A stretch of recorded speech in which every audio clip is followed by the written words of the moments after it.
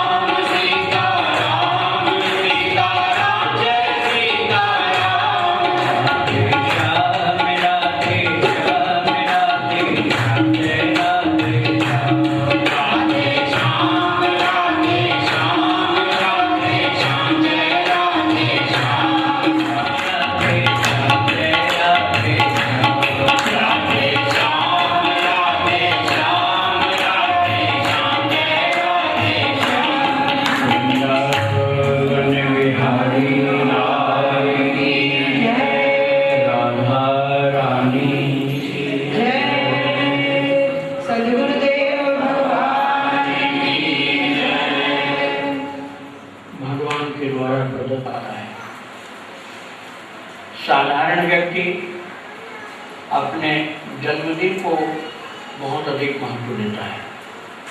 यदि वो एक साधक के रूप में लिया जाए जन्मदिन को, तो विचार करना पड़ता है कि जो मनुष्य का शरीर जन्म लिया था छोटा सा शिशु के रूप में और बड़ा होते होते आज इस उम्र का बन गया है, ये धीरे धीरे नष्ट होता हुआ चला जा रहा है और एक दिन नष्ट हो जाएगा। तो ये विनाशी शरीर का जन्म हुआ। जन्मदिन क्या है? विनाशी शरीर का जन्म, उसका दिन। ये किया था, ये अच्छा या बुरा, ये ऐसा जो नहीं करना चाहिए, तो उनकी चिंताएं और उसके सामने प्रकट हो जाती हैं। फिर वो एक व्यक्ति हमारे परिचय का है, बताया वो आपको आपके काम का नहीं है तो हम बताते हैं, आपके काम की बात नहीं। तो उसने पिछले जन्म का अपना सारा हमको सुनाया। ये 30 पेज में लिखा हुआ और 10,000 रुपया उस व्यक्ति ने लिया है जिसने लिखी थी। तो हमने कहा इसको सुनने के बाद तुम्हें कैसा लग रहा है? बोला अब हम उसी चिंता में हैं कि वो जो हमसे गलती हुई थी उसके निवारण के लिए हम क्या करें, प्रायश्चित कैसे करें। फिर उस व्यक्ति का ईमेल आया जिसने वो निकाल के दिया कि इतना इतना लंबा खर्च है, ये करोगे तब प्रायश्चित होगा।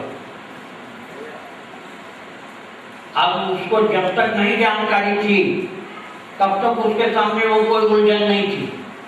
अब मालूम हो गया कि पिछले जन्म में ये किया था, अब वो आपको बताने लायक बातें नहीं, इसने नहीं बताई, तो अब उसको प्रायश्चित करने के लिए चिंता हो गई और उसमें बहुत लंबा खर्च है उसके प्रायश्चित। एक जन्म की बात हुई, पिछले एक जन्म की, और उसके पिछले जन्मों का वो तो नारी ज्योतिष वाले के पास भी नहीं गया, नहीं तो पिछले 10-20 जन्म का बताता, और पिछले 10-20 जन्म का बताता तो पता नहीं कितना लंबा काम बता देता वो प्रायश्चित।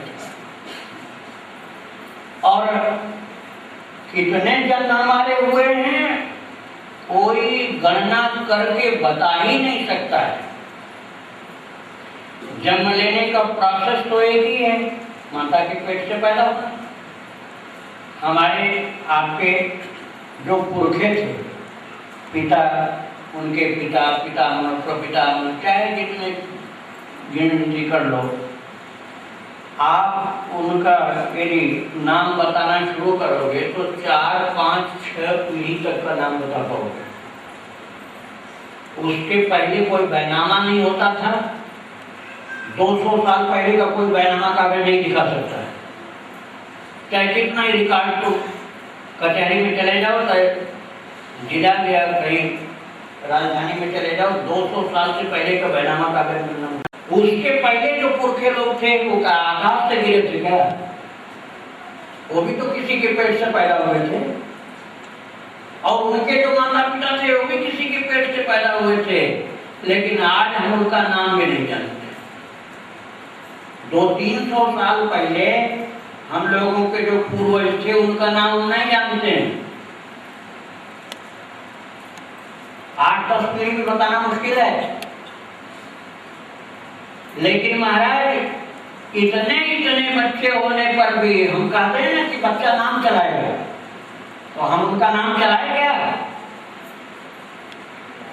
10 पीढ़ी पहले जो थे उनके बच्चे इतने हुए कि आज तक हम उसी श्रृंखला में चले आए। 10 पीढ़ी जो पहले पुरखा थे उनके बच्चे, उनके बच्चे, उनके बच्चे, उसी क्रम में तो हम आप भी हैं। और हम यही करते रहते हैं, बच्चा होगा तो नाम चलाएगा, तो कौन सा नाम हम चलाए उनका? हम खुद नाम नहीं जानते उनका।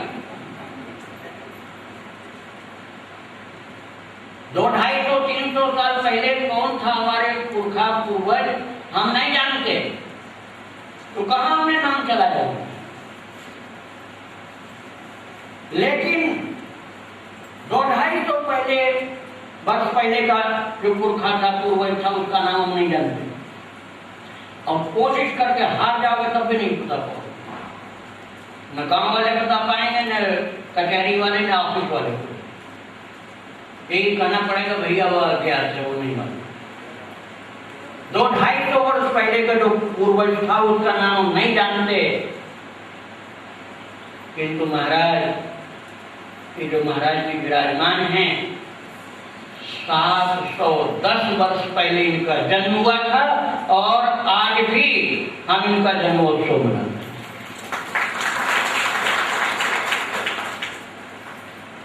और इनके शिष्य जो हुए, कबीरदास जी, रैदास जी, तुलसीदास जी के गुरु नरहरियानंद जी, इन्हीं के शिष्य थे। धन्नाजार, सेनानाई, सुखानंद, गालवानंद, योगानंद, इनमें से सबका नाम आप लोगों ने नहीं सुना, लेकिन रैदास, कबीर, धन्नाचार, सेनानाई, तुलसीदास जी के गुरु नरहरियानंद, इन लोगों का नाम तो आप लोग भी सुने। और ये तो साक्षात भगवान के अवतार थे, लेकिन जो इनके शिष्य लोग थे, जैसे कबीरदास जी को लीजिए या नरहरियानंद जी महाराज को लीजिए या रैदास जी को, उनका वंश चलाने वाला, नाम चलाने वाला कोई बेटा नहीं था। हम लोग कहते हैं बेटा होगा तो नाम चलाएगा, और उनके कोई बेटा नहीं था और नाम चलता चला जा रहा है, और इस तरह से चल रहा है कि कभी मिटने वाला ही नहीं है। मीराबाई महाराज जी के शिष्य की शिष्य थी। मीराबाई के गुरु कौन थे? रैदास जी, और रैदास जी श्री आनंद जी महाराज के शिष्य थे। मीराबाई के कितने बच्चे थे? एक भी नहीं, न बेटी न बेटा। मीराबाई का नाम कौन बेटा चला रहा है, कौन बेटी चला रहा है? उनका घर देखने में गया था। मीराबाई का यहाँ जन्म हुआ था, पुष्कर से थोड़ी दूर है, वहां में गया था। वो मेरता, उस जगह का नाम मेरता। तो वहाँ लोग मुझे पहुंचाए और दिखलाए। वहाँ के लोगों ने बताया कि और यदि मीरा जी का जन्म नहीं हुआ होता तो आप विश्वास मानिए कि मेरता के लोग भी नहीं बता सकते थे कि किसकी गिरी हुई हवेली है। वो गिरी हुई हवेली है पत्थर की। बात बहुत पुरानी है, 500 से भी ज्यादा साल हो गए। 500 से ज्यादा साल पहले ये मेरता में किसकी हवेली यहाँ गिरी थी, आज कोई नहीं बता पाता। ये जो मीराबाई का वहां घर जन्म नहीं हुआ। मेरता के लोग भी उनके माँ बाप का नाम बताने में चिंता में पड़ जाते हैं कि माँ बाप तो हम नहीं जानते, मीरा जी को ही जानते। जिसने जन्म दिया उसका भी नाम नहीं पता। मीराबाई का नाम बच्चा बच्चा जानता है। इसलिए आप कभी ये मन में मत सोचो कि नाम बच्चे चलाते हैं, बेटा होगा। कई लोग तो बेटी का इतना विरोध करते हैं, बेटा होगा तो नाम चलाएगा, बेटी से क्या नाम चलेगा। अरे बेटी सेवा करती है, जब संकट आता है माँ बाप के ऊपर। बेटे लोग तो धोखा देकर जाते हैं, दुख देकर जाते हैं, लेकिन बेटी ससुराल में भी होती है तो लौट के आती है, सेवा करती है।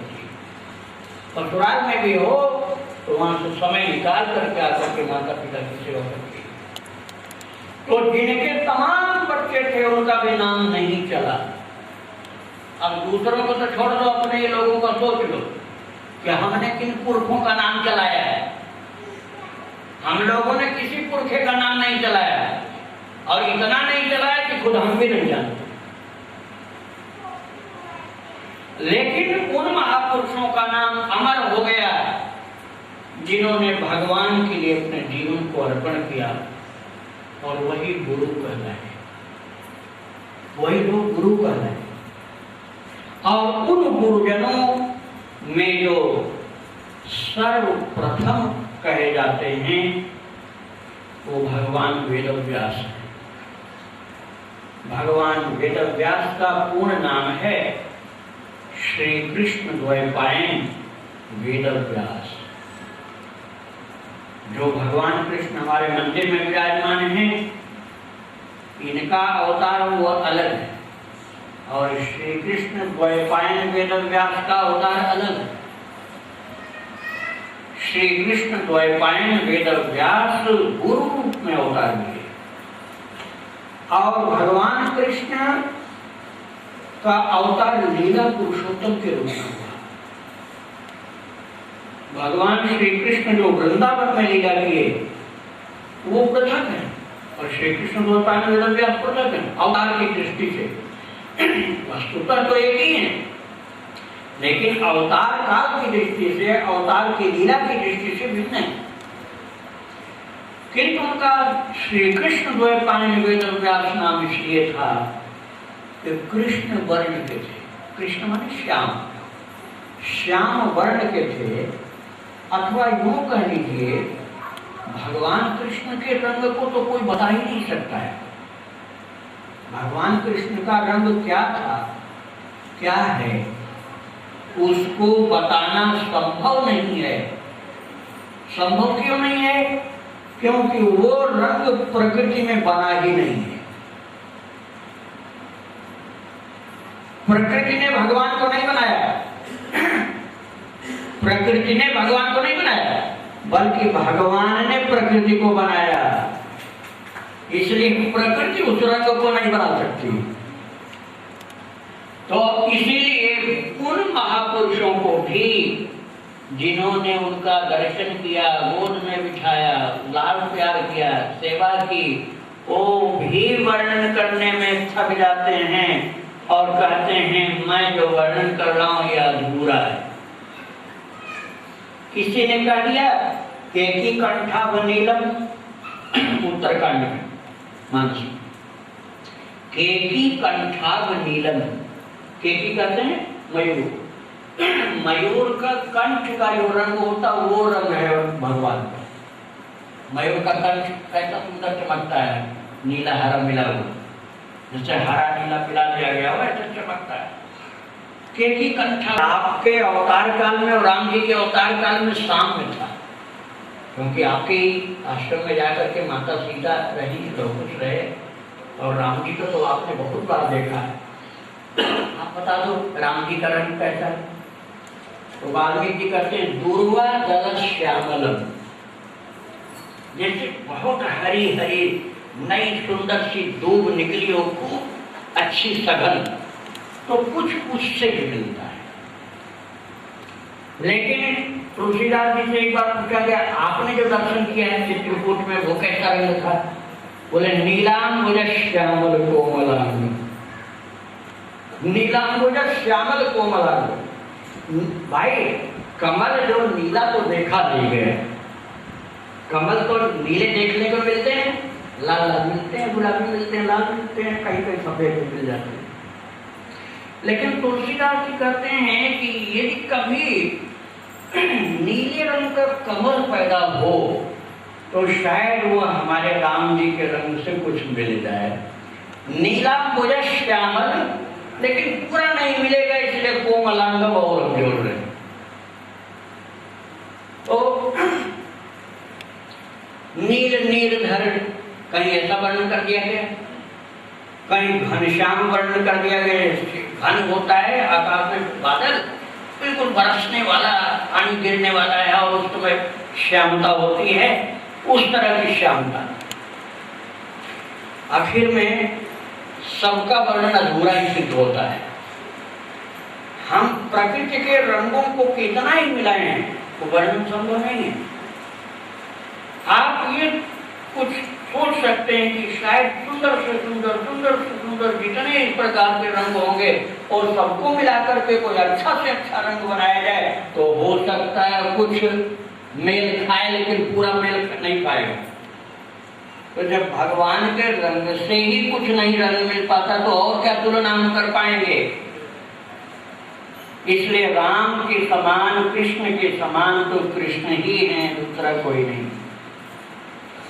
तो भगवान वेद व्यास का नाम श्री कृष्ण इसलिए तो श्यामता उनके रंग में, और द्वैपायन इसलिए उनका नाम है कि एक द्वीप में प्रकट हुए थे।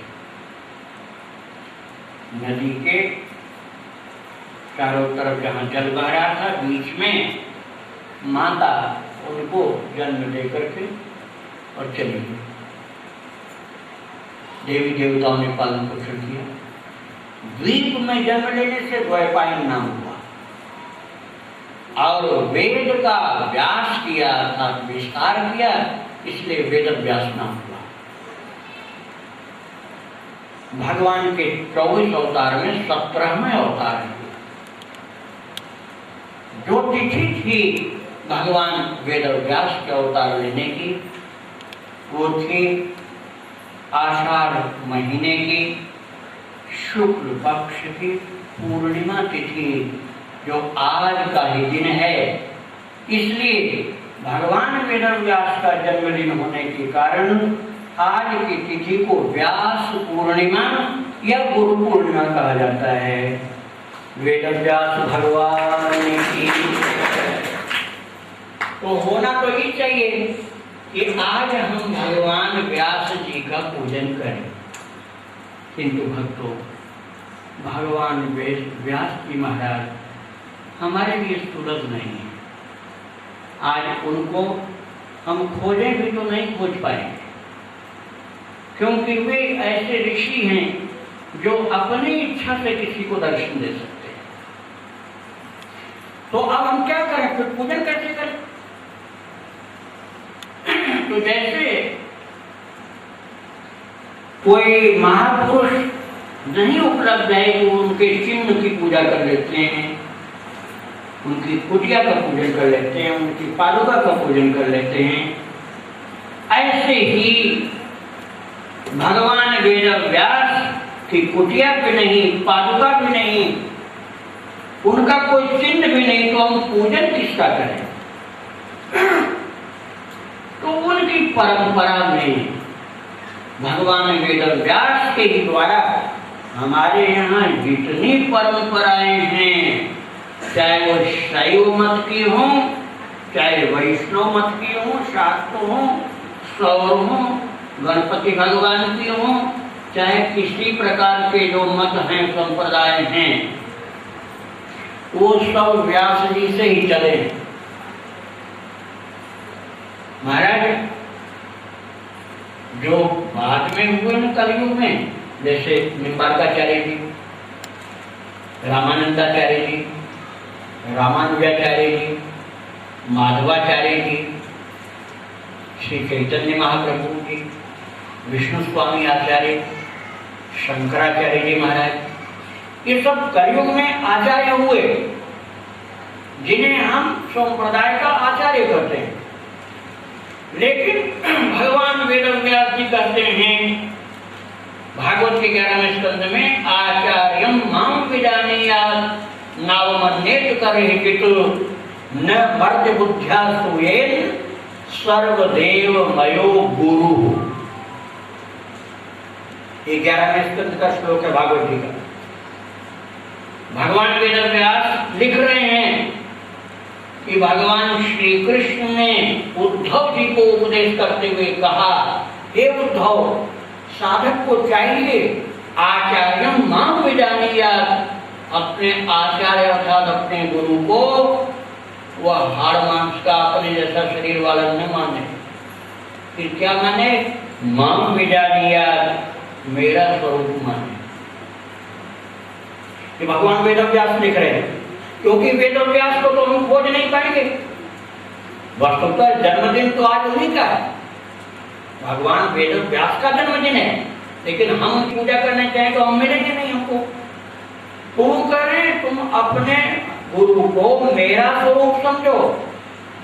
आचार्य माम विजानीयात्, आचार्य को गुरु को मेरा स्वरूप समझो। नाव मन्येत करेहित, उनका अवमान कभी भूल के मत करना, उनकी निंदा, उनकी बुराई कभी भूल के मत करना। जैसे भगवान कृष्ण की बुराई वही कर सकता है जो भक्त नहीं होगा। जो भगवान कृष्ण का भक्त होगा उसके सामने चाहे जैसे तुम सुनाओ कृष्ण की बातें, लेकिन वो उसको उनकी कृपा के रूप में, लीला के रूप में ही देखेगा और प्रणाम ही करेगा और यही कहेगा कि जो व्यक्ति उल्टा सीधा सुना रहा वो व्यक्ति अनजान है, वो जानता नहीं इसलिए कर रहा। मन से उसको, जैसे छोटा बच्चा कुछ गलत बोले तो आप क्या मारने लग जाते हो? छोटा बच्चा कुछ गलत बोलेगा तो मारोगे नहीं, मन में समझ लोगे बाल बुद्धि है इसलिए कर रहा है, बाल बुद्धि इसलिए कर रहा है। ऐसे ही भगवान कृष्ण के लिए पूर्ण जरूर बात करने वाला एक व्यक्ति तुम्हारे सामने होगा और तुम भक्त हो, तो तुम मन में यही सोचोगे कि मूर्ख व्यक्ति है, बाल बुद्धि वाला व्यक्ति है। प्रवदन्ति न पंडिता सांख्य योगो पृथक बाला प्रवदन्ति। स्वयं भगवान ने गीता जी के 5वें अध्याय में उन लोगों को मूर्ख शब्द नहीं प्रयोग किया, बाल बुद्धि कर दिया। किसको? सांख्य योग पृथक बाला प्रवदन्ति न पंडिता। भगवान कहते हैं, अर्जुन, जो सांख्य और भक्ति दोनों को पृथक वदन्ति ते बाल बुद्धि न पंडिता। सांख्य योग पृथक बाला प्रवदन्ति। बाला मतलब बाल बुद्धि वाला। जो बाल बुद्धि वाला है अर्थात बच्चे की सी बुद्धि वाला है, जो बच्चे की सी बुद्धि वाला है वही व्यक्ति भक्ति योग और ज्ञान योग को अलग अलग बताता है। नहीं तो परिणामी स्वरूप में दोनों एक हैं।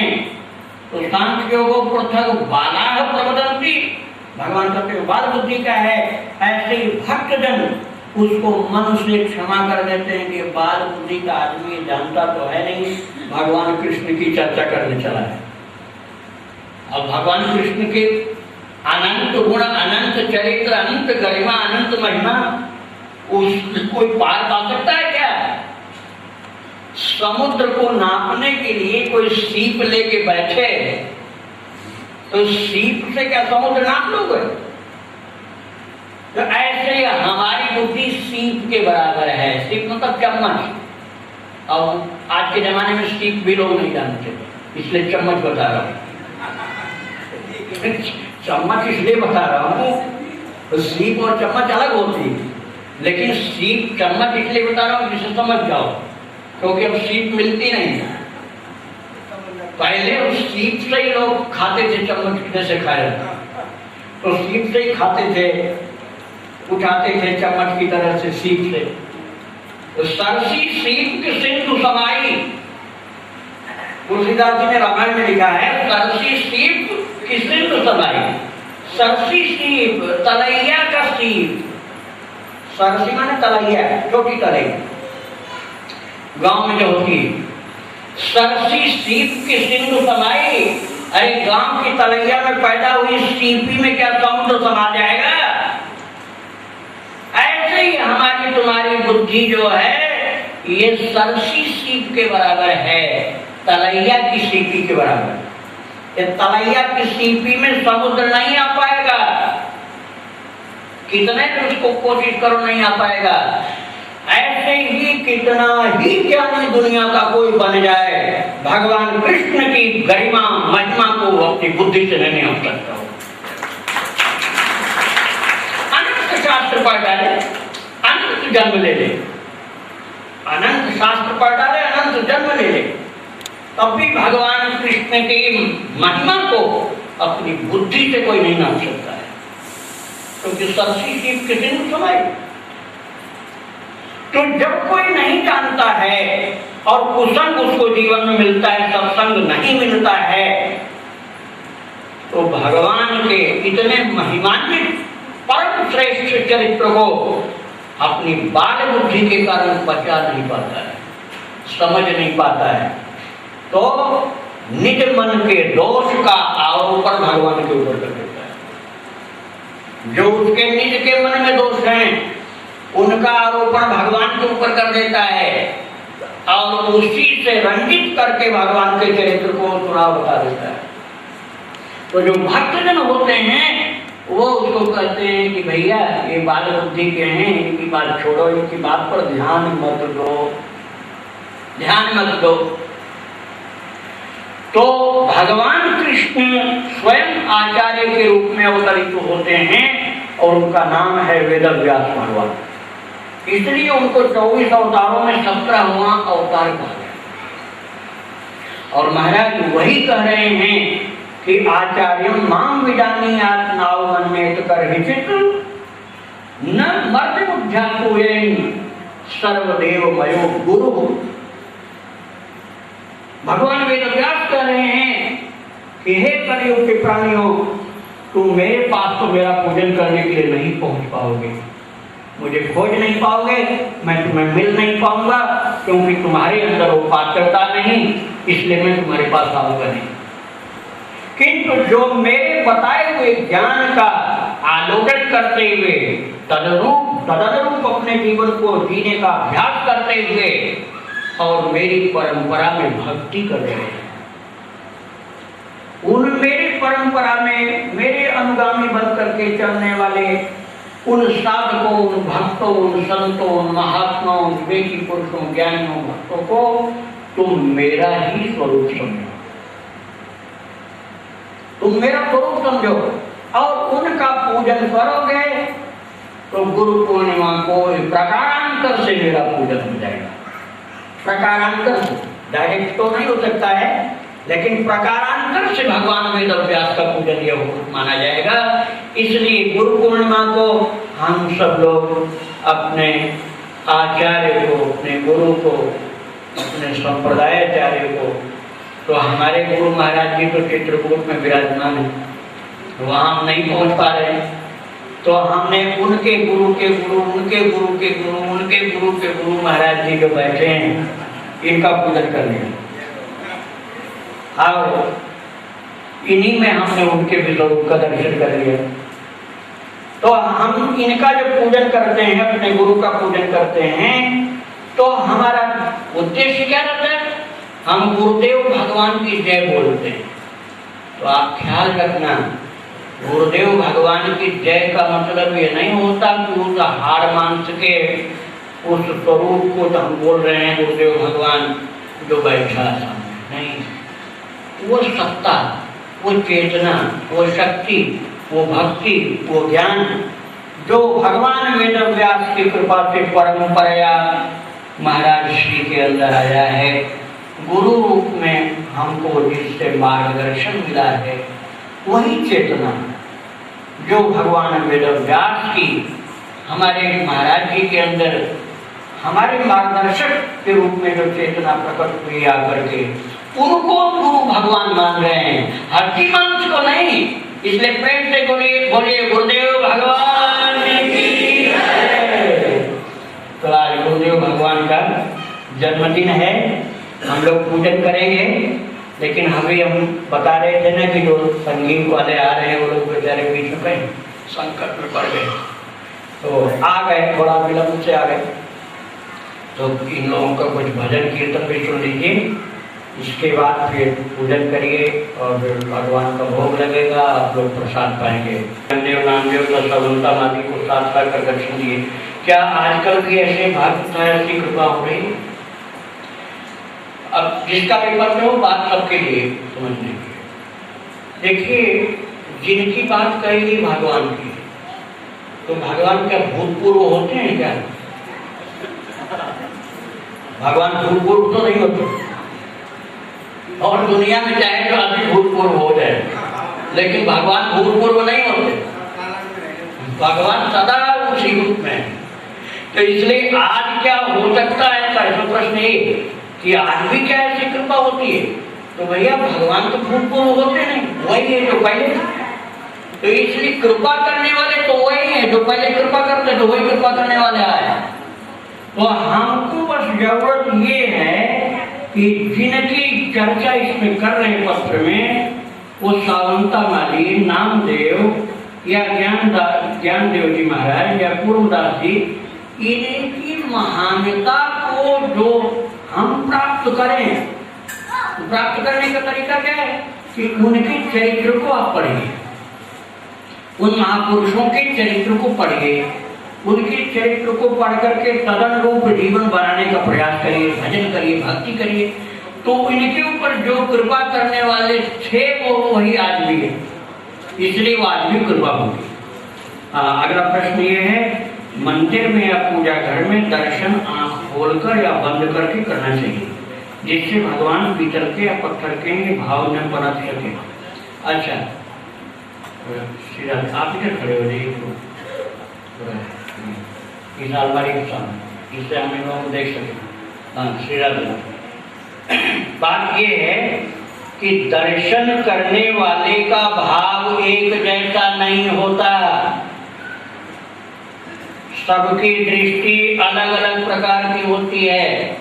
भगवान तो एक ही हैं, वो भूतकाल में थे, आज भी हैं, भविष्य में भी रहेंगे, उसमें कोई चेंज नहीं। लेकिन भक्त अलग अलग प्रकार के होते हैं, और कोई भक्त है, कोई अभक्त है, कोई देखा देखी मंदिर में आ गया, कहाँ चले जा रहे हैं प्रसाद मिले खाने को तो हम भी चले, ऐसे भी आ गए। और कई तो इसलिए आए हैं कि देखें कुछ शक्ति है कि नहीं इनमें, कई तो मनौती मान के आए हैं कि पूरा हो जाएगा तो देंगे, आपको चढ़ाएगा, नहीं तो कुछ नहीं देंगे।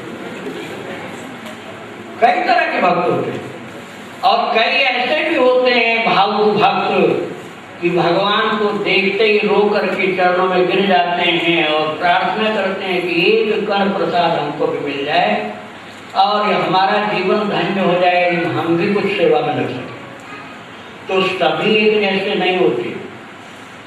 तो ये लोग पूछ रहे हैं कि आंख बंद करके दर्शन करें मंदिर में या खोल करें, तो अब ये दो बात आप समझ लीजिए। जब मंदिर में आप जाते हो तो भाई हमने बताया ना साधक अलग अलग प्रकार के होते हैं, तो बहुतों के तो इतने पाप घर से ही चलते हैं साथ में, नाना प्रकार की बाधा, परिवार की चिंता, झंझटें, उलझने वो जाने नहीं देते। किसी तरह से आएगी तो पाप खोपड़ी को लगा आता है, और मंदिर का पर्दा खुला और आंख बंद हुई, वो पाप ही नहीं देखने देते। वो पर्दा खुला और आंख बंद हुई, और तब तक आंख बंद किए खड़े रहेंगे जब तक वहां पर खड़े हैं। जब जाएंगे तब आंख खोलेंगे। दर्शन करके बाहर निकले मंदिर से तो पूछो क्या दर्शन करके आए, बोले भगवान के करके आए। अरे क्या पहने थे ये तो बताओ, कौन से रंग का कपड़ा पहने थे आज, मुकुट कैसा था, बंसी लिए थे, मोर मुकुट पहने थे कि नहीं, मोर पंख धारण किए थे कि नहीं, भगवान के हाथ में बंसी थी कि नहीं थी, मतलब कुछ प्रश्न करो श्रृंगार विषय। वो बोलेंगे जी हमने ये तो नहीं देखा, अजी हमने ये तो नहीं देखा। फिर क्या देखा तुमने? अरे हम देखे का आंख बंद करके खड़े हो गए, और जब चले तो फिर आंख खोल दिए रास्ता देखने की। तो भाई ऐसे जो दर्शन करते हैं वो तो क्या दर्शन करेंगे, वो तो आंख बंद करके खड़े हैं। लेकिन ये सुधार करना है तो कृपा करके आंख खोल करके दर्शन करो, और चरणों पर दृष्टि लगाओ, और धीरे धीरे दृष्टि ऊपर ले जाओ, और एक एक अंग का दर्शन करो। मुखारविंद का, भगवान के हस्तकमल का, चरणारविंद का, मोर पंख का, श्रृंगार जो पहने, हार पहने, माला पहने, मुकुट पहने, वो सब एक एक करके देखो, और जो आपको ज्यादा अच्छा लग रहा है उसको ज्यादा देर देखो। और जब वहां से घर चलो निकल करके, तो बस वही छवि अपने मन में लेकर चलो कि चरणों की शोभा तो बड़ी न्यारी थी, अरे ये शोभा फिर कभी देखने को मिले तो ये जीवन सफल हो। तो आंख खोलकर दर्शन करो। एक इसमें एक्सेप्शन है, अपवाद, लेकिन वो एक्सेप्शन जो होता है वो सिद्धांत के साथ लागू नहीं रहता, वो उसको अलग ही रखा जाता है। तो एक्सेप्शन क्या है, अपवाद क्या है?